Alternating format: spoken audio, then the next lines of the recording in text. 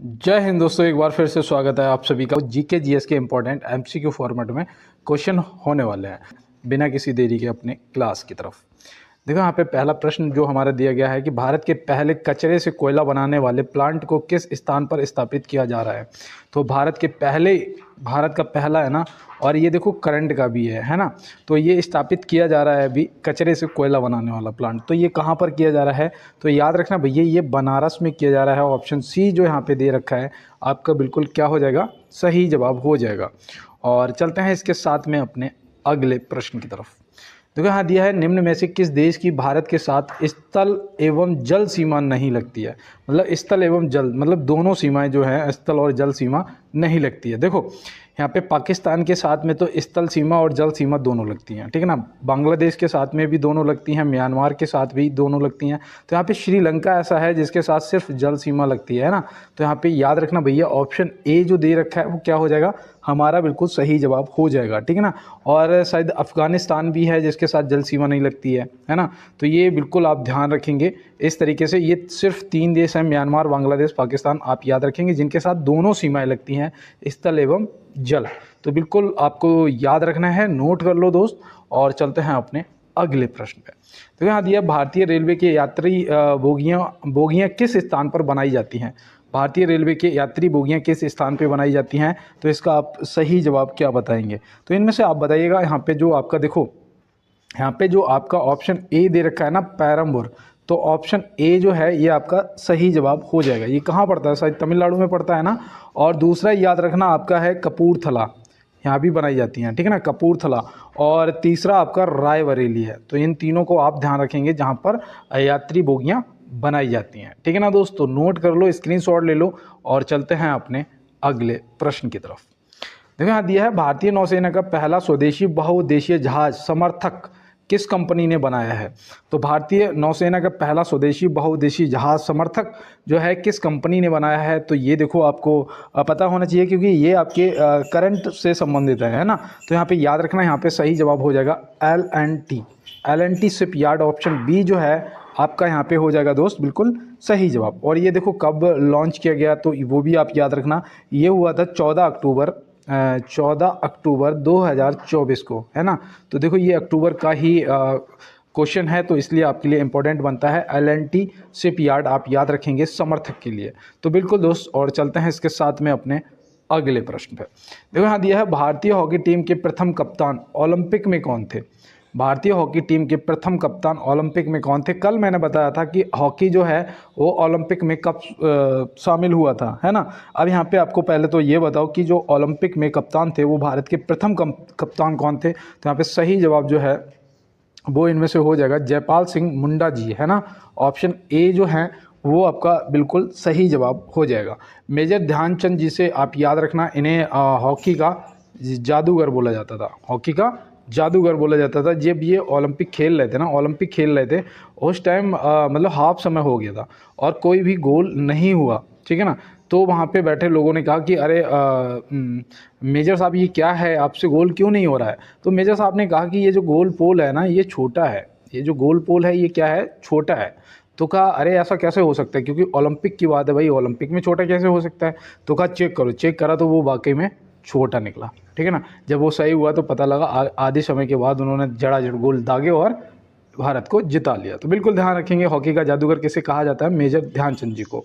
और चलते हैं दोस्त अपने अगले प्रश्न पे। देखो यहाँ दिया है, भारतीय संविधान के किस अनुच्छेद में निर्वाचन आयोग का उल्लेख है। भारतीय संविधान के किस अनुच्छेद में निर्वाचन आयोग का उल्लेख है। आज देखो क्लास में ना क्वेश्चन बहुत बहुत इंपॉर्टेंट हैं, बस आप क्लास में जुड़े रहिएगा, ठीक है ना दोस्त। तो यहाँ पे याद रखना, ये दिया गया है अनुच्छेद में पूछा गया ना।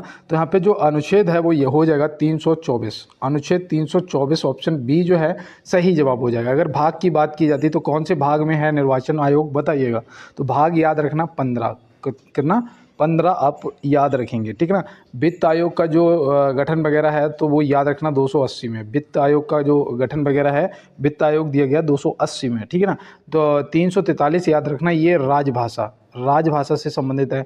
और भारत में कितनी भाषाओं को मान्यता दी गई थी, बताइए। 22 भाषाओं को दी गई थी, वो भी आप याद रखना। और ये जो राजभाषा है वो हमारी हिंदी है और जो लिपि होगी वो क्या होगी, देवनागरी। तो ये भी आप ध्यान में रखेंगे, ठीक है ना। यहाँ पे जो भी मैंने बताया स्क्रीनशॉट ले लो और चलते हैं दोस्त अपने अगले प्रश्न की तरफ। जो यहाँ दिया है, संस्कृति और शिक्षा का अधिकार किस अनुच्छेद में वर्णित है।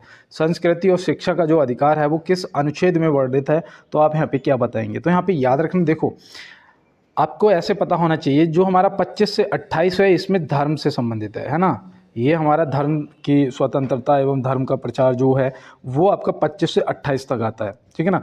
अब यहाँ पे संस्कृति और शिक्षा का जो अधिकार है वो 29 और 30 में आता है। तो यहाँ पे ऑप्शन बी हमारा क्या हो जाएगा, सही जवाब हो जाएगा। और देखो अनुच्छेद 31 से 35 जो है ये हमारा किससे संबंधित है, तो याद रखना वो संवैधानिक उपचारों का अधिकार है ना, संवैधानिक अधिकारों से संबंधित है, ठीक है। तो ये आप ध्यान रखेंगे। 32 पूछ भी लिया जाता है, संवैधानिक उपचारों का अधिकार दिया गया है ना। तो बिल्कुल आप ध्यान रखेंगे यहाँ पे। और चलते हैं इसके साथ में अपने अगले प्रश्न पे। आज आपको हर टॉपिक से क्वेश्चन मिलेंगे। देखो यहाँ दिया है, निम्न में से साइट्रिक अम्ल का प्राकृतिक स्रोत क्या है। साइट्रिक अम्ल का प्राकृतिक स्रोत क्या है। अब यहाँ पे कुछ लोग सोच रहे होंगे कि नींबू भी दिया है, इमली भी दिया है, तो ये तो हो नहीं सकता। अंगूर और टमाटर में से समझ नहीं आ रहा। तो बिल्कुल दोस्त, साइट्रिक अम्ल का जो प्राकृतिक स्रोत है वो यहाँ पे जो आपने सोचा था वाकई वही है। क्या, नींबू, खट्टे फल। याद रखेंगे, नींबू या खट्टे फल, ठीक है ना। अब यहाँ पे अगर आप कहेंगे कि भैया इमली को क्यों नहीं टिक किया है, तो मैं आपको बताऊँ, इमली और अंगूर में सेम पाया जाता है। कौन सा पाया जाता है, टार्टरिक अम्ल। कौन सा, टाइटेरिक अम्ल पाया जाता है। तो टाइटेरिक अम्ल जो है ये इमली और अंगूर में पाया जाता है। टमाटर में कौन सा अम्ल पाया जाता है, पता है क्या, ऑक्जेलिक अम्ल होता है। कौन सा, ऑक्जेलिक अम्ल। मैं लिख देता हूँ यहाँ पे, हो सकता है मैं बोल रहा हूँ आपको समझ ना आ रहा हो, ठीक है ना। जैलिक अम्ल, तो ये आप याद रखना। ऑक्जेलिक अम्ल जो है वो टमाटर में पाया जाता है, और साइट्रिक अम्ल जो है वो नींबू में पाया जाता है, और टाइटेरिक अम्ल जो है वो इमली और अंगूर में पाया जाता है। तो ऐसे आप याद रखेंगे। और चलते हैं अपने अगले प्रश्न की तरफ। देखो यहाँ पे दिया है, जम्मू कश्मीर के नए मुख्यमंत्री के रूप में कौन शपथ लेंगे। ये भी देखो, ये भी आपका करंट से संबंधित क्वेश्चन है।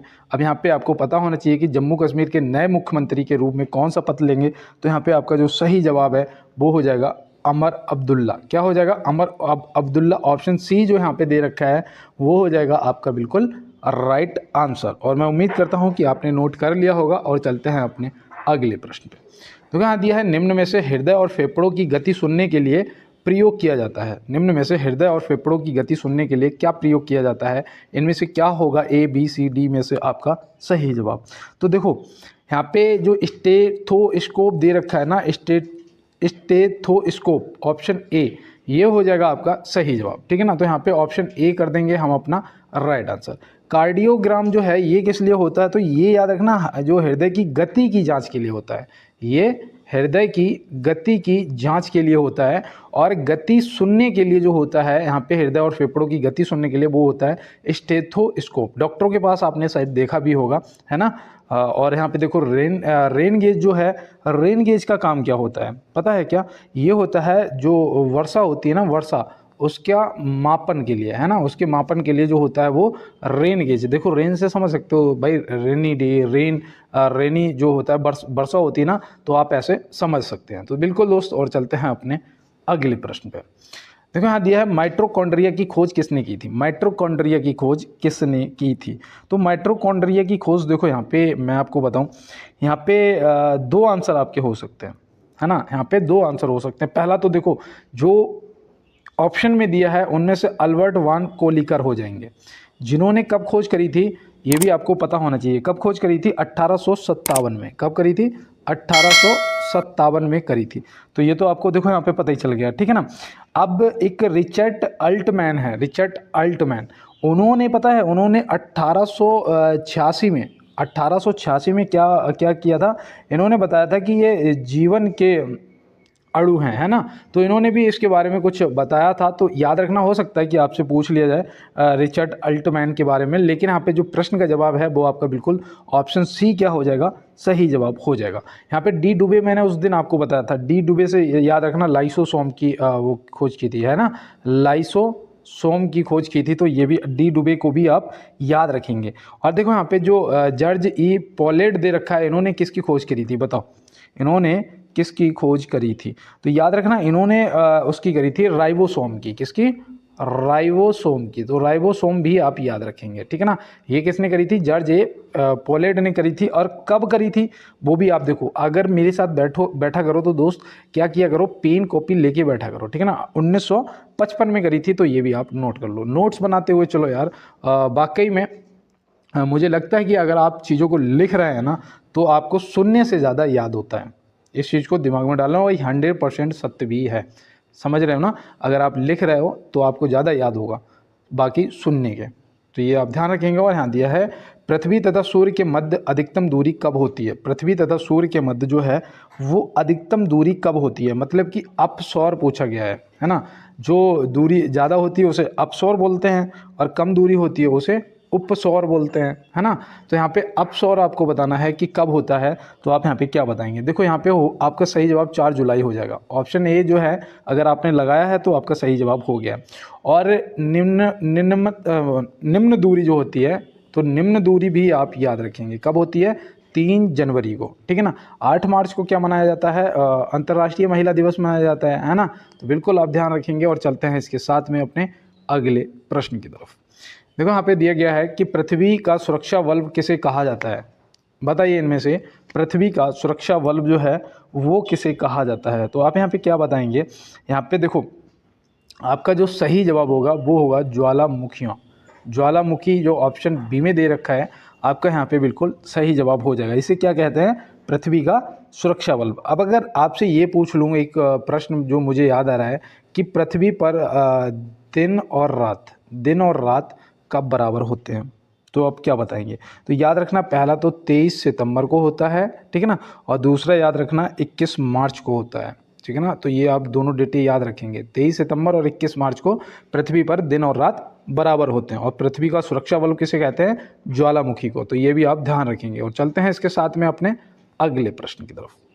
देखो यहाँ दिया है निम्न में से आकार के अनुसार दूसरा सबसे छोटा ग्रह कौन सा है? निम्न में से आकार के अनुसार दूसरा सबसे छोटा ग्रह कौन सा है? तो सबसे छोटा अगर पूछा जाएगा तो आप तुरंत बता देंगे भैया बुध हो जाएगा, है ना। यहाँ पे दूसरा सबसे छोटा पूछा है तो आप क्या बताएंगे? तो देखो दोस्त, दूसरा याद रखना मंगल ग्रह होता है। कौन सा होता है? मंगल ग्रह होता है, ठीक है ना। मंगल ग्रह होता है। ऑप्शन सी यहाँ पे आपका सही जवाब हो जाएगा। इसका मैं चलो आपको पूरे बता देता हूँ। अगर आप नोट कर रहे हैं, लिख रहे हैं वाकई में, तो आपको सभी पता होने चाहिए, है ना। सबसे बड़ा आपका जो होता है वो होता है बृहस्पति, जिसका कलर कैसा होता है? पीला कलर होता है ना। तो ये आपको देखो याद रखना है। उसके बाद आपका आता है शनि ग्रह, जिसका कलर कैसा होता है? काला ग्रह बोलते हैं, मतलब काला कलर होता है, ठीक है ना। उसके बाद आपका आता है अरुण, ये भी आप याद रखना है, ये साइज वाइज, ठीक है ना। उसके बाद आता है आपका वरुण, ये ठीक है ना। उसके बाद आपकी आती है पृथ्वी।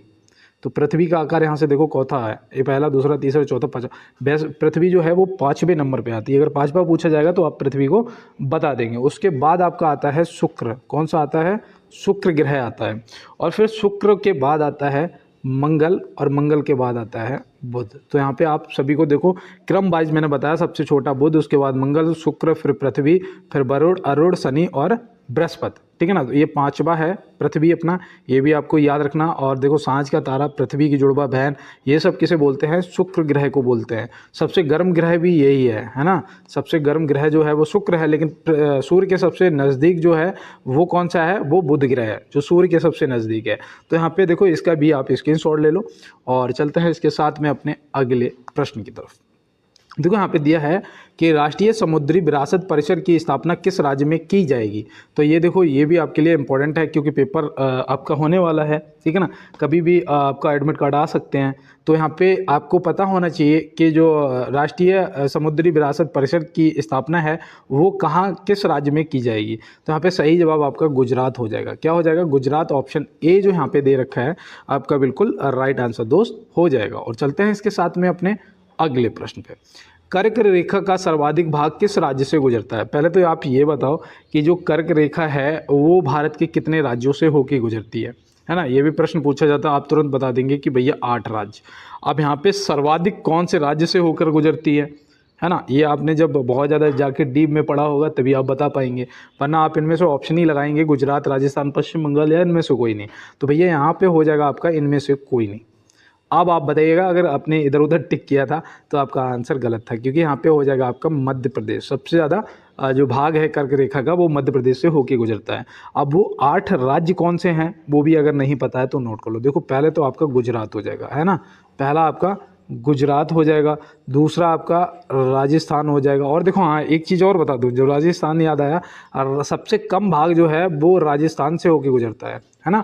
सबसे कम जो है राजस्थान से, सबसे ज़्यादा जो है वो मध्य प्रदेश से, तो ये भी आप ध्यान में रखना। उसके बाद आप याद रखना मध्य प्रदेश आपका हो जाएगा एमपी, और एमपी के बाद आपका पश्चिम बंगाल हो जाएगा, है ना, पश्चिम बंगाल हो जाएगा, तो ये भी आपको याद रखना है। और पश्चिम बंगाल के बाद आपका छत्तीसगढ़ आ जाएगा, तो छत्तीसगढ़ भी आपको याद रखना है। उसके बाद आपका झारखंड आ जाएगा, तो झारखंड भी याद रखना है। उसके बाद आपका त्रिपुरा आ जाता है ना, त्रिपुरा आ जाएगा। और त्रिपुरा के बाद एक आपका कौन सा बज रहा है, मिजोरम। कौन सा है, मिजोरम। तो यहाँ पे आपने आठों के आठों मैंने नाम बताए हैं, आप नोट कर लो। सबसे कम राजस्थान से, सबसे ज़्यादा मध्य प्रदेश से, और बाद बाकी 8 राज्य आपके, तो सभी आपको याद होने चाहिए। चलते हैं दोस्त अपने अगले प्रश्न पे। सभी अपने भाई को सपोर्ट करने के लिए सिर्फ एक बार लाइक वाला बटन जरूर दबा दें, ठीक है ना। जितने पुराने दोस्त हैं वो तो दबाते हैं, एक बार आप भी नए जुड़े हो मेरे साथ में तो अपनी प्रेजेंट लगा दो, लाइक वाला बटन दबा दो, साथ में चैनल को सब्सक्राइब कर लो, बेल आइकन को दबा देना।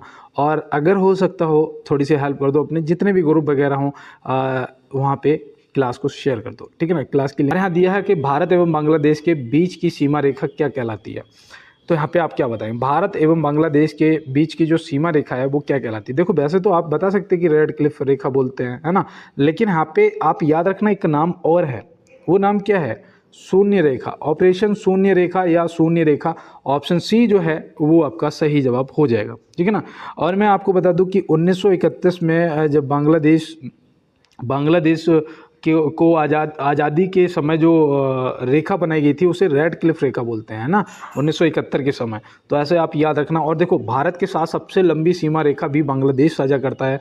कल मैंने आपको शायद बताया था, भारत चीन और पाकिस्तान के साथ में बताया था ना। तो यहाँ पे जो मैंने बांग्लादेश के साथ में बताया था वो कितना बताया था, 4096 किलोमीटर, यही बताया था ना आपको, 4096 किलोमीटर। तो ये भी आप ध्यान में रखेंगे और शून्य रेखा को भी आप याद रखेंगे। तो चलते हैं इसके साथ में अपने अगले प्रश्न की तरफ।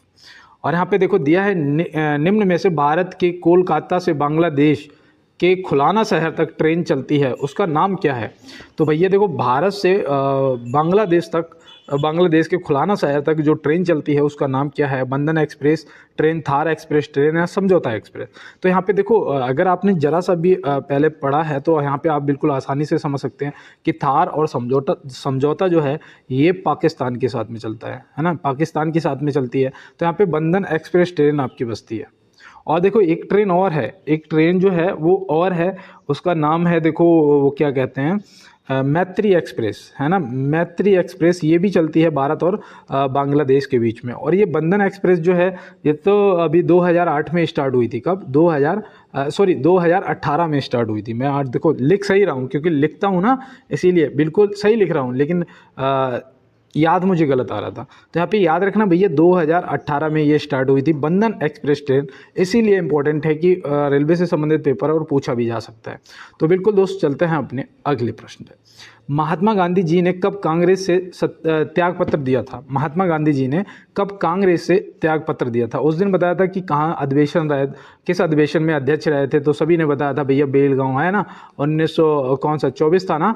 अब यहाँ पे आप बताओ कि त्याग पत्र कब दे दिया था कांग्रेस से।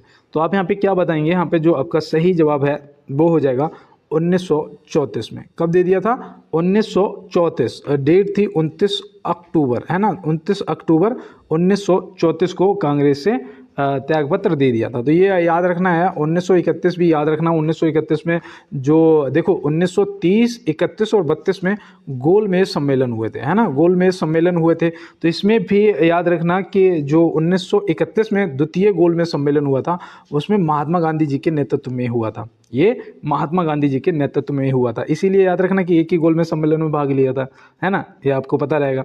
और देखो यहाँ पे 1942 जो दे रखा है, 1942 में याद रखना 9 अगस्त को क्या हुआ था, गांधी जी को अरेस्ट कर लिया गया था, है ना, गांधी जी को गिरफ्तार कर लिया गया था। और फिर गिरफ्तार करके कहाँ रखा गया था ये भी पूछ लिया जाता है। कहाँ रखा गया था, पूना की वो था कौन सा पैलेस था, आगा खां पैलेस, है ना, आगा खां पैलेस में रखा गया था। तो ये भी आप याद रखेंगे, ठीक है ना। कब, 9 अगस्त 1942 को महात्मा गांधी जी को आगा खां पैलेस में रखा गया था। तो ये भी आप याद रखेंगे। और चलते हैं अपने अगले प्रश्न पे। दिया है कि 2023 में एशियाई खेलों का कौन सा संस्करण खेला गया है। 2023 में एशियाई खेलों का कौन सा संस्करण खेला गया है। तो आप यहाँ पे क्या बताएंगे, यहाँ पे जो आपका ऑप्शन सी है 19वां संस्करण, है ना, 19वें संस्करण जो है वो 2023 में खेला गया है। तो ये भी आप याद रखेंगे। और देखो यहाँ पे एक चीज़ और याद रखना, यहाँ से पूछा जा सकता है कि कितने देशों ने इसमें भाग लिया था। तो भैया 45 देशों ने भाग लिया था। कितने देशों ने, 45 देशों ने भाग लिया था इसमें। और देखो एक चीज़ याद रखना, इसका आयोजन भी आपसे पूछा जा सकता है, जो कि चीन में हुआ था। कहाँ हुआ था, चीन में हुआ था। तो इसका आयोजन भी आप ध्यान रखेंगे। और चलते हैं इसके साथ में अपने अगले प्रश्न पर। हाल ही में किसने श्रीलंका क्रिकेट टीम का मुख्य कोच बनाया गया है। हाल ही में किसे श्रीलंका क्रिकेट टीम का मुख्य कोच बनाया गया है। तो आप यहाँ पे क्या बताएंगे, याद रखना जयसूर्या, ऑप्शन ए जो यहाँ पे दे रखे हैं वो आपके सही जवाब हो जाएंगे। और ये क्रिस सिल्वर वुड है ना, ये शायद पूर्व कोच हैं, है ना, ये पूर्व कोच हैं, ऐसे आप याद रखना। और यहाँ पे जो जयसूर्या हैं वो अभी cricket team, Sri Lanka cricket team के मुख्य कोच, हेड कोच बनाए गए हैं। तो बिल्कुल दोस्त, ये देखो करंट के क्वेश्चन है। और ये देखो आपका दिया गया है, निम्न में से राष्ट्रीय पुरस्कार पोर्टल किससे संबंधित है। निम्न में से राष्ट्रीय पुरस्कार पोर्टल जो है वो किससे संबंधित है। तो आप यहाँ पे क्या बताएंगे। तो यहाँ पे याद रखना भैया, ये आपके केंद्र सरकार से संबंधित है। किससे, केंद्र सरकार से संबंधित है। दूरसंचार विभाग से वो है, क्या बोलते हैं, दूरसंचार विभाग से संचार सारथी पोर्टल। कौन सा है, संचार सारथी पोर्टल। तो ये आप ध्यान रखना, ये आपके दूरसंचार विभाग से। उत्तर प्रदेश सरकार से तो मैंने आपको कल भी बताया था और आज एक बता देता हूँ, संभव पोर्टल, संभव पोर्टल। तो ये भी आप याद रखना, संभव पोर्टल जो है ये आपके उत्तर प्रदेश सरकार से संबंधित है। तो बिल्कुल दोस्त, यहाँ पे जो भी मैंने बताया देखो नोट कर लो, योजनाएं हैं, पोर्टल हैं, ये जरूर पूछे जाएंगे आपसे। और देखो यहाँ पे दिया गया है, अंतर्राष्ट्रीय साक्षरता दिवस कब मनाया जाता है। अंतर्राष्ट्रीय साक्षरता दिवस जो है वो कब मनाया जाता है। तो आप यहाँ पे क्या बताएंगे। यहाँ पे बिल्कुल आप सही जवाब कर रहे हैं, 8 सितंबर। कब मनाया जाता है, अंतर्राष्ट्रीय साक्षरता दिवस जो है 8 सितंबर को मनाया जाता है। और अंतर्राष्ट्रीय शांति दिवस जो है, शांति दिवस, तो ये कब मनाई जाती है, शांति दिवस जो है ये आपका मनाया जाता है 21 सितंबर को, है ना। तो ये भी आप याद रखेंगे। और देखो यहाँ पे एक चीज़ याद रखना, 27 सितंबर को क्या मनाया जाता है, 27 सितंबर को मनाया जाता है विश्व पर्यटन दिवस। कौन सा, विश्व पर्यटन दिवस। तो ये भी आप याद रखेंगे, ठीक है ना। विश्व पर्यटन दिवस कब मनाया जाता है, 27 सितंबर को। 5 अक्टूबर को अंतर्राष्ट्रीय शिक्षक दिवस मनाया जाता है। शिक्षक दिवस जो है वो कब मनाया जाता है, अंतर्राष्ट्रीय शिक्षक दिवस। शिक्षक दिवस तो आप 5 सितंबर बता देंगे, लेकिन अंतर्राष्ट्रीय जो है वो 5 अक्टूबर है, ठीक है ना। तो इसलिए आप ध्यान में रखेंगे। और चलते हैं दोस्त अपने अगले प्रश्न पर। तो यहाँ दिया है, निम्नलिखित में से 2011 के जनगणना आयुक्त कौन थे। निम्नलिखित में से 2011 के जनगणना आयुक्त कौन थे। 2011 की जनगणना से प्रश्न पूछे जाएंगे, ठीक है ना। अब यहाँ पे देखो, मैं आपको कोशिश करूँगा आज ज़्यादा से ज़्यादा जनगणना से भी क्वेश्चन करवाने का, लेकिन यहाँ पे जो प्रश्न है वो है, आंसर है सी चंद्रमौली, ठीक है ना। प्रश्न का जो आंसर है वो हो जाएगा ऑप्शन सी, श्री चंद्रमौली जी। तो ये आप ध्यान में रखेंगे, ठीक है ना दोस्त। और देखो यहाँ पे जो स्वतंत्र भारत के प्रथम जनगणना आयुक्त थे वो कौन थे।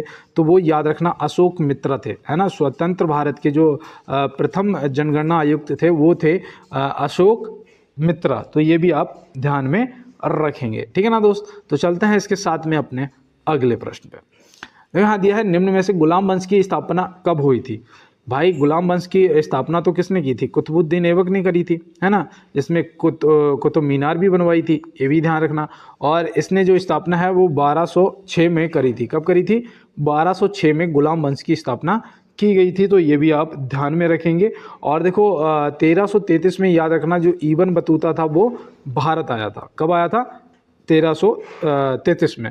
और देखो वास्को डी गामा जो था वो 1498 सॉरी यहाँ पे 1900 लिख रहा हूँ, 1498 में आया था, कालीकट उतरा था, है ना। तो ये भी आप याद रखना। और देखो यहाँ पे एक चीज़ और याद रखना, जो 1336 दे रखा है इसको भी नोट कर लो, क्योंकि आप नोट्स बना रहे हो तो ये डिटेलें आपके लिए इंपॉर्टेंट हैं। 1336 में याद रखना, इसमें जो वो था विजयनगर साम्राज्य, उसकी स्थापना की गई थी। विजयनगर साम्राज्य की स्थापना किसने करी थी? हरियर और बुक्का। ये तो बिल्कुल आपको रट्टा पड़ा होगा, है ना। तो याद रखना 1336 में विजयनगर साम्राज्य की स्थापना की गई थी। तो बिल्कुल दोस्त, चलते हैं इसके साथ में अपने अगले प्रश्न की तरफ। यहाँ दिया है, निम्न में से भारत पाकिस्तान युद्ध कब हुआ था? निम्न में से भारत पाकिस्तान जो युद्ध है वो कब हुआ था? पहले तो मैं आपको बताऊं, देखो यहाँ पे आप क्या आंसर कर रहे हैं मुझे नहीं पता है, लेकिन मुझे ये पता है कि आप जो भी आंसर कर रहे हैं वो सही कर रहे हैं।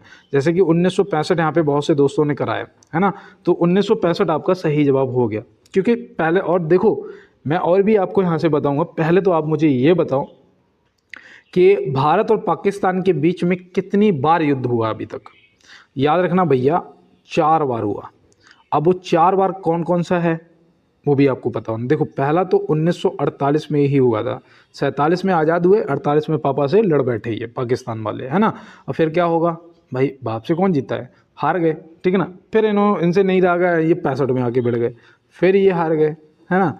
फिर 65 के बाद इन्होंने क्या करा, 1971 में लड़ गए, है ना, 1971 में लड़ गए। फिर क्या हुआ, फिर भी हार गए, है ना। फिर उसके बाद ये कारगिल वॉर हुई, कब? 1999 में। और फिर क्या हुआ, फिर भी ये हार गए, है ना। 4 बार लड़े, 4 के चारों बार ये हार गए। तो याद रखना 1962 में चीन के साथ हुआ था, चीन ने हमला कर दिया था भारत पे, है ना। तो ये भी आप याद रखेंगे। और 1966 में वो हुआ था ताशकंद समझौता, जो हुआ था ताशकंद समझौता। तो ताशकंद समझौता जो है वो 1966 में हुआ था। तो ये भी आप बेटा ध्यान रखेंगे। और चलते हैं इसके साथ में अपने अगले प्रश्न पे। देखो यहाँ दिया है, विश्व दूरसंचार मानकीकरण असेंबली 2024 का उद्घाटन किसने किया था? विश्व दूरसंचार मानकीकरण असेंबली WTSA 2024 का उद्घाटन किसने किया था? तो यहाँ पे आप क्या, देखो 2024 का क्वेश्चन है भाई, है ना। तो ये आपको ये तो समझ लो कि आपका करंट अफेयर से संबंधित हो। यहाँ पे आपका सही जवाब प्रधानमंत्री श्री नरेंद्र मोदी जी, ऑप्शन ए जो दे रखे हैं सही जवाब हो जाएंगे, ठीक है ना दोस्त। तो चलते हैं इसके साथ में अपने अगले प्रश्न पे। यहाँ दिया है, मानव शरीर में मांसपेशियों की कुल संख्या कितनी होती है? मानव शरीर में मांसपेशियों की जो कुल संख्या है वो कितनी होती है? भाई देखो ये आपके लिए जानना बहुत ज़्यादा इम्पोर्टेंट है। और यहाँ पे मैं उम्मीद करता हूँ कि जो भी मेरे दोस्त हैं बिल्कुल राइट आंसर लगा चुके होंगे। 639, ऑप्शन सी जो है 639 लगा दिया हो। देखो मानव शरीर में हड्डियों की संख्या कितनी होती है? 206। बच्चों में हड्डियों की संख्या 300, है ना, बच्चों में। अब देखो मांसपेशियों की संख्या 639, और जो आपके गुणसूत्र होते हैं ना, गुणसूत्र क्रोमोसोम बोलते हैं ना, उनकी संख्या कितनी होती है? 46। जिसका जोड़ों में जोड़े बनाओगे तो कितने बनेंगे? 23 जोड़े बनेंगे, है ना। तो ये भी आप याद रखना। एक पूछा जाता है अमीनो अम्ल की संख्या, है ना, अमीनो अम्ल जो होता है उसकी संख्या पूछी जाएगी, तो याद रखना कितनी होती है? 20 होती है ना। तो ये भी आपको बेटा ध्यान में रखना है। और चलते हैं इसके साथ में अपने अगले प्रश्न पे। देखो हाँ दिया है, नीति आयोग के उपाध्यक्ष की नियुक्ति कौन करता है? नीति आयोग का उपाध्यक्ष की नियुक्ति कौन करता है? देखो पहली चीज़ तो आपको यहाँ पे ये पता होना चाहिए कि जो इसके अध्यक्ष होते हैं वो होते हैं हमारे प्राइम मिनिस्टर जी, है ना। प्रधानमंत्री जी कौन होते हैं? नीति आयोग के अध्यक्ष होते हैं। उपाध्यक्ष की नियुक्ति की अगर बात करेंगे तो वो कौन करते हैं? वो भी हमारे भारत के प्रधानमंत्री जी के द्वारा किए जाते हैं, है ना। भारत के प्रधानमंत्री जी के द्वारा किए जाते हैं। और देखो नीति आयोग का गठन भी पूछा जा सकता है, क्योंकि ये भैया जल्दी की बात है ना। तो आप याद रखना नीति आयोग का जो गठन है वो 1 जनवरी को हुआ था, 1 जनवरी 2015 को, 1 जनवरी 2015 को हुआ था नीति आयोग। पहले वो चलता था योजना आयोग, है ना, पहले योजना आयोग था ना, अब नीति आयोग हो गया है। तो आप इसको ध्यान में रखेंगे। और इसका जो गठन है 1 जनवरी 2015 को हुआ है। इसके जो अध्यक्ष होते हैं वो भारत के प्रधानमंत्री होते हैं, और उपाध्यक्ष की जो नियुक्ति है वो भारत के प्रधानमंत्री जी द्वारा की जाती है। तो ये भी आप ध्यान में रखेंगे। चलते हैं अपने अगले प्रश्न पे। देखो यहाँ पे दिया है, विजय स्तंभ भारत के किस राज्य में स्थित है? विजय स्तंभ जो है ये भारत के किस राज्य में स्थित है? तो आप इसका देखो बहुत ही इजी आंसर है इसका, आप फटाफट इसका आंसर करिएगा। और प्रश्न दिया गया है कि विजय स्तंभ भारत के किस राज्य में स्थित है। तो पहले हम बता देते हैं यहाँ पे राजस्थान, है ना। चित्तौड़गढ़ याद होगा आपको, राजस्थान में पड़ता है ना, तो वहाँ पे ये स्थित है। ऐसे पता है एक और नाम से जाना जाता है, कीर्ति स्तंभ। कौन सा? कीर्ति स्तंभ के नाम से भी जाना जाता है। तो ये भी आप ध्यान में रखेंगे दोस्त। तो बिल्कुल चलते हैं अपने अगले प्रश्न की तरफ और देखते हैं हमारा अगला क्या है। निम्नलिखित में से मैसूर किस राज्य का प्राचीन नाम है? मैसूर बताइएगा। यहाँ पे आप बताइएगा कि मैसूर जो है वो किस राज्य का प्राचीन नाम, मतलब पुराना नाम है। तो याद रखना भैया, ये कर्नाटक का पुराना नाम है क्या? मैसूर, है ना। कर्नाटक की जो राजधानी है वो क्या है? मैंने आपसे कहा ना, राजधानी राज्यपाल और सीएम आप याद रखें, ठीक है ना। तो याद रखना भैया, बेंगलुरु है। क्या है? बेंगलुरु है, याद रहेगा ना। इसकी जो साक्षरता दर है, साक्षरता दर वो कितनी है बताओ। देखो अब यहाँ से कर्नाटक से बात करी तो जान लो कुछ चीज़ें वहाँ से, क्योंकि आप लिख भी लो, हो सकता पूछ लिया जाए। तो कर्नाटक की जो साक्षरता दर है वो है 75.4%, है ना। ये आप ध्यान रखेंगे। और देखो एक वो पूछा जाता है यक्षगान। यक्षगान कौन से राज्य से संबंधित है? तो ये भी भैया आपके कर्नाटक से ही संबंधित है। उज्जैन का जो पुराना नाम था वो क्या था? अवंतिका था, है ना, अवंतिका था। और पाटलिपुत्र जो है ये किसका पुराना नाम था? देखो उज्जैन का पुराना नाम अवंतिका था और पाटलिपुत्र का नया नाम जो है वो पटना है। क्या है? पटना। तो ये भी आपको ध्यान में रखना है। और चलते हैं इसके साथ में अपने अगले प्रश्न की तरफ। तो यहाँ दिया है, निम्न में से फुटबॉल खेल से संबंधित कप कौन सा है? निम्न में से फुटबॉल खेल से संबंधित जो कप है वो कौन सा है? तो आप यहाँ पे क्या बताएंगे? देखो दोस्त, थोड़ा सोच समझ के जवाब करना। यहाँ पे आपका रोवर्स कप तो होता ही है, फीफा विश्व कप भी होता है, डूरंट कप भी होता है, मतलब ये सभी आपके क्या हो जाएंगे? सही जवाब हो जाएंगे। और संतोष ट्रॉफी बताओ, संतोष ट्रॉफी तो ये भी भैया आपके फुटबॉल से ही संबंधित है ना। क्रिकेट का जवाब मत देना, दिलीप ट्रॉफी होती है वो। और यहाँ पे संतोष ट्रॉफी जो है वो याद रखना फुटबॉल खेल से संबंधित है। चलते हैं दोस्त अपने अगले प्रश्न की तरफ और देखते हैं हमारा अगला क्या। देखो अगर क्लास पसंद आ रही हो ना, तो अभी मुझे ऐसा लग रहा है 2-3 दिन से थोड़ा सा सपोर्ट कम हो रहा है दोस्त। एक बार प्लीज़, मैं बिल्कुल नहीं कहूँगा नेक्स्ट टाइम आपसे, आज सिर्फ कह रहा हूँ लास्ट टाइम, एक बार लाइक वाला बटन दबा दो और चैनल को सब्सक्राइब जरूर कर लो, बेल आइकन को दबा दो। और थोड़ी सी हेल्प करना चाहते हो ना, तो बाकी में आज आप शेयर करेंगे। क्या करेंगे? शेयर करेंगे, क्लास को शेयर कर दो दोस्तों के साथ में। और चलते हैं अपने प्रश्न पे। देखो यहाँ दिया है, वाखंडा नागल परियोजना किस नदी पर स्थित है? वाखंडा नागल परियोजना किस नदी पर स्थित है? बहुत से दोस्त यहाँ पे मेरे महानदी लगाएंगे, है ना, महानदी लगाएंगे, क्योंकि ऐसा मेरे साथ भी कन्फ्यूजन होता है ना। मैं आपको सही बता रहा हूँ, सिर्फ बाखंडा और हीराकुंड में। तो बाखंडा जो है ये सतलज नदी पर है, सतलज नदी पर है। और किस राज्य में है ये भी याद रखना भैया, पंजाब राज्य में स्थित है ना। ये बाखंडा नागल परियोजना जो है पंजाब राज्य में सतलज नदी पर है। और देखो महानदी अगर आपने लगाया था तो याद रखना हीराकुंड बांध है। कौन सा दोस्त? हीराकुंड बांध जो है ये है ओडिशा में, है ना, ओडिशा में। तो याद रखना है आप सभी को। और देखो पेरियार नदी में वो है इडुक्की परियोजना, है ना। इडुक्की परियोजना जो है वो पेरियार नदी पर है। कौन से राज्य में है? कौन सा राज्य है भैया? ये मैं आपसे कमेंट बॉक्स में चाहता हूँ, आप कमेंट बॉक्स में बताएंगे। तो चलते हैं दोस्त अपने अगले प्रश्न की तरफ। देखो यहाँ दिया है, इंडिया मोबाइल कांग्रेस के 8वें संस्करण का उद्घाटन किसने किया है? इंडिया मोबाइल कांग्रेस के 8वें संस्करण का जो उद्घाटन है वो किसने यहाँ पे किया है? तो आप यहाँ पे क्या बताएंगे? प्रधानमंत्री श्री नरेंद्र मोदी जी ने किया है। अब बहुत से दोस्तों ने राहुल गांधी जी को भी टिक किया होगा, लेकिन मैं बता दूं कि अगर आप कांग्रेस को देख के बात कर रहे हैं तो ये इंडिया मोबाइल कांग्रेस के 8वें संस्करण की बात हो रही है, जिसका उद्घाटन प्रधानमंत्री श्री नरेंद्र मोदी जी ने किया है। तो ये आप ध्यान रखेंगे। और चलते हैं अपने अगले प्रश्न की तरफ। यहाँ दिया है, निम्न में से हाइड्रोजन की खोज किसने की थी?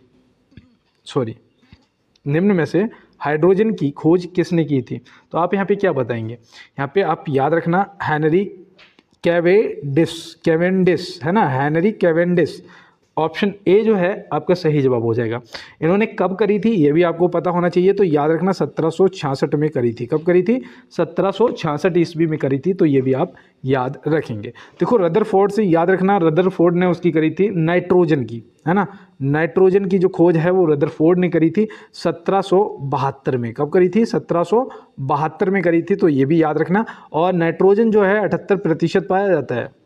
जो हमारा वायुमंडल है, नाइट्रोजन कितना पाया जाता है, 78% पाया जाता है, और हाइड्रोजन सबसे ज़्यादा सूर्य में पाया जाता है ना, सूर्य में सबसे ज़्यादा हाइड्रोजन पाया जाता है, तो ये भी याद रखना है आपको। और देखो यहाँ पे एक और नाम दे रखा है टेरिसेली। तो टेरिसेली ने पता क्या किया था, इन्होंने लाफिंग गैस का आविष्कार किया। लाफिंग गैस का जो पता है वो टेरिसेली ने लगाया था, तो ये भी आप नोट कर लेना, लाफिंग गैस, ठीक है ना। तो बिल्कुल दोस्तों, और चलते हैं इसके साथ में अपने अगले प्रश्न पे। तो यहाँ दिया, निम्न में से नौसादर का रासायनिक नाम क्या है। ये मैं आपको बताऊंगा, लेकिन उससे पहले देखो, मैं ना कल एक लाइन सुन रहा था और मुझे बहुत अच्छी लगी, तो मैंने उसे नोट भी किया। लाइन थी कि औकात में रहकर किराए के मकान देखे जाते हैं, औकात में रहकर किराए के मकान देखे जाते हैं, सपने तो वो ही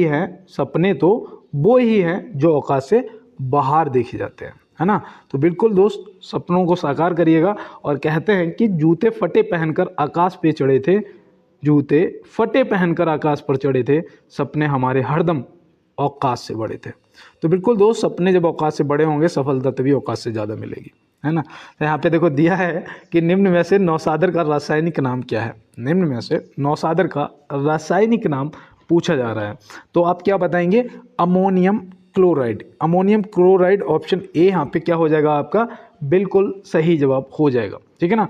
और देखो यहाँ पे मुझसे एक गलती हुई थी, पता है गलती क्या हुई, जो मैंने यहाँ पे 35 नंबर में आपको बताया था, टेरिसेली ने पता है किसकी खोज करी थी, बैरोमीटर की करी थी।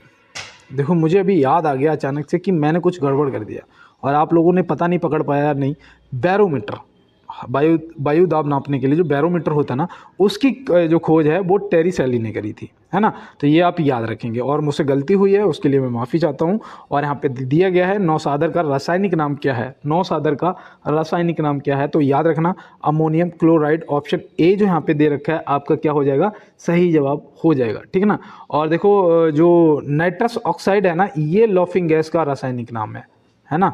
ये जब मैंने यहाँ पे नाइट्रस ऑक्साइड देखा तो मुझे लगा ये तो लाफिंग गैस क्या है, फिर लाफिंग गैस मैंने उधर कैसे बता दिया, है ना। तो मुझे याद आया, याद रखना लाफिंग गैस का ये है। और सोडियम बाइकार्बोनेट, ये तो आपके खाने वाला सोडा हो गया, है ना। यहाँ पे बाई लग गया साथ में, बाई नहीं होता सोडियम कार्बोनेट तो आपके धोने वाला सोडा हो जाता, कोई दिक्कत नहीं है। चलते हैं अगले प्रश्न पे, महाभारत का अन्य नाम क्या है। यहाँ पे बताना है निम्नलिखित में से महाभारत का अन्य नाम क्या है। तो अन्य किस नाम से जानते हैं, देखो एक तो भारत नाम से जानते हैं ना, और यहाँ पे दूसरा याद रखना आपका जय संहिता है ना, जय संहिता, तो ऑप्शन सी जो है आपका सही जवाब हो जाएगा। और देखो महाभारत की रचना भी पूछी जा सकती, किसने महाभारत को लिखा था, तो याद रखना वेद व्यास जी ने लिखा था। किसने, वेद व्यास जी ने लिखा था, तो ये भी आप ध्यान में रखेंगे, ठीक है ना दोस्त। और ऋग्वेद है सबसे पुराना वेद जो है वो आपका ऋग्वेद है, मनुस्मृति सबसे पुरानी स्मृति है, तो ये भी आप याद रखेंगे। और एक देखो प्रश्न पूछा जाता है कि शून्यवाद के प्रतिपादक कौन थे, मुझे याद आ गया, शून्यवाद के प्रतिपादक कौन थे, बताओ, याद आया, नागार्जुन, हाँ भैया सही कह रहे हो, नागार्जुन थे शून्यवाद के प्रतिपादक, तो ये भी याद रखेंगे। और चलते हैं अपने अगले प्रश्न पे, चंद्रगुप्त मौर्य ने जैन धर्म की शिक्षा किससे ली थी। चंद्रगुप्त मौर्य ने जैन धर्म की जो शिक्षा है वो किससे ली थी, तो आप यहाँ पे क्या बताएंगे, यहाँ पे जो आपका सही जवाब है वो हो जाएगा भद्रभाऊ जैन मुनि से। किससे ली थी, भद्रभाऊ जैन मुनि से ली थी। और देखो इनकी जो चंद्रगुप्त मौर्य, ये मौर्य वंश के संस्थापक थे, इनकी जो मृत्यु हुई थी वो 298 ईसा पूर्व हुई थी, है ना, 298 ईसा पूर्व हुई थी, ये भी आप याद रखेंगे। और इनकी जो मृत्यु है वो सिरवड़ गोला में हुई थी, है ना, तो ये भी आप याद रखेंगे। सिरवड़ गोला कहाँ पड़ता है, कौन से राज्य में पड़ता है भैया, कर्नाटक में पड़ता है ना, कर्नाटक में, तो ये भी आप याद रखेंगे। और दूसरा यहाँ से एक याद रखना, इन्होंने उपवास द्वारा इन्हें मतलब इनकी जो मृत्यु है वो उपवास द्वारा इनको हुई थी, ठीक है ना। और महावीर स्वामी जो है ये जैन धर्म के 24वें तीर्थकार हैं, और ऋषभदेव जो है ये पहले हैं, ठीक है ना। तो ये देखो याद रखना, जैन धर्म से हो सकता है इनमें से कुछ पूछ लिया जाए आपसे। और चलते हैं इसके साथ में अपने अगले प्रश्न पे, देखो यहाँ दिया है कौन सा वंश नौसेना सैनिक शक्ति के लिए प्रसिद्ध था, कौन सा वंश, तो वो वंश था भैया चोल वंश। कौन सा, चोल वंश, तो सबसे अधिक समय तक शासन करने वाला भी यही था, तो ऐसे आप ध्यान में रखेंगे, ठीक है ना। और चलते हैं, देखो यहाँ पे मौर्य वंश का चंद्रगुप्त मौर्य संस्थापक थे, मैंने बताया था। गुप्त वंश का श्रीगुप्त था, कौन था, श्रीगुप्त। और देखो मुगल वंश का बाबर था, मैं गुलाम वंश याद आ रहा था, गुलाम वंश का तो वो था कुतुबुद्दीन ऐबक। और चलते हैं दोस्त अपने अगले प्रश्न पे। अंतरिक्ष में प्रवेश करने वाली भारतीय मूल की दूसरी महिला कौन है? ये आपका आज का SW है, कमेंट बॉक्स में बताएंगे, और जो भी कमेंट बॉक्स में बताएगा मैं समझ जाऊंगा कि आपने क्लास को पूरा देखा है ना। 40 क्वेश्चन देखे हैं। तो यहाँ पे अगला पूछा गया है, मौलिक अधिकार को बचाने के लिए फरमान जारी करने का आदेश किसके पास होता है? भैया अगर आपके मौलिक अधिकार खतरे में हैं तो आप क्या करेंगे, आप सर्वोच्च न्यायालय या उच्च न्यायालय में सीधा जाओ और बताओ कि भैया मेरे मौलिक अधिकार जो हैं वो खतरे में हैं, और उन्हें बचाने के लिए ये फरमान जारी करेंगे सर्वोच्च न्यायालय और उच्च न्यायालय में से कोई भी, ठीक है ना, कहीं भी आप जा सकते हो। और देखो यहाँ से एक चीज़ याद रखना, मैं यहाँ से जो इम्पोर्टेंट मुझे लगता है वो मैं आपको बता रहा हूँ, आप चाहे नोट कर लो, ठीक है। पहले तो आपके जो मौलिक अधिकार हैं वो कौन से भाग में आते हैं, सभी दोस्तों को पता है कि भाग 3 में आते हैं, ठीक है ना। कौन से आर्टिकल में आते हैं, तो आर्टिकल 12 से 35 तक आते हैं। और देखो अगर आपके जो मौलिक अधिकार हैं उनका हनन हो रहा है तो आप आर्टिकल 32 के अकॉर्डिंग, है ना, आर्टिकल 32 आपको पता है ना, संवैधानिक उपचारों का अधिकार, तो प्रत्येक नागरिक को अपने मौलिक अधिकार के हनन के लिए सर्वोच्च न्यायालय जाने का अधिकार देता है आर्टिकल 32, ठीक है ना। तो इसको आप विशेष रूप से इस क्वेश्चन को याद रखोगे, इसका स्क्रीनशॉट ले लो दोस्त। और चलते हैं अपने अगले प्रश्न पे। तो यहाँ दिया है, किस संविधान संशोधन द्वारा मतदान की आयु 21 वर्ष से घटाकर 18 वर्ष कर दी गई? 18 वर्ष आप वोट दे सकते हो, लेकिन अगर ग्राम पंचायत का भी इलेक्शन लड़ना है तो उम्र 21 वर्ष होनी चाहिए, ठीक है ना, ये आप याद रखना। और देखो किस संशोधन द्वारा 21 वर्ष से घटाकर 18 वर्ष कर दी गई है, तो इस प्रश्न का जो जवाब है वो आपका होगा 61वां संविधान संशोधन। कौन सा? 61वां। और ये कब हुआ था तो वो भी याद रखना भैया, 20 दिसंबर 1988 में, 20 दिसंबर 1988 में हुआ था, तो ये भी आप ध्यान में रखेंगे। और चलते हैं इसके साथ में अपने अगले प्रश्न की तरफ। 2011 की जनगणना के अनुसार भारत की महिला साक्षरता दर कितनी है? देखो उस दिन मैंने 2011 की पूरी जनगणना बताई थी, आपको ये भी बताया था आज की कौन जनगणना आयुक्त थे 2011 में, है ना, इतना सब बता चुका हूँ। अब आज यहाँ पे मैं महिला साक्षरता दर आपसे पूछ रहा हूँ तो आप तुरंत बताएंगे 65.40%, है ना, 65.46%। आप याद रखेंगे ये महिला हो गई। टोटल की अगर बात करेंगे, टोटल तो टोटल जो होती है वो 74.04% है, ठीक है ना, 2011 की जनगणना के अनुसार साक्षरता दर टोटल।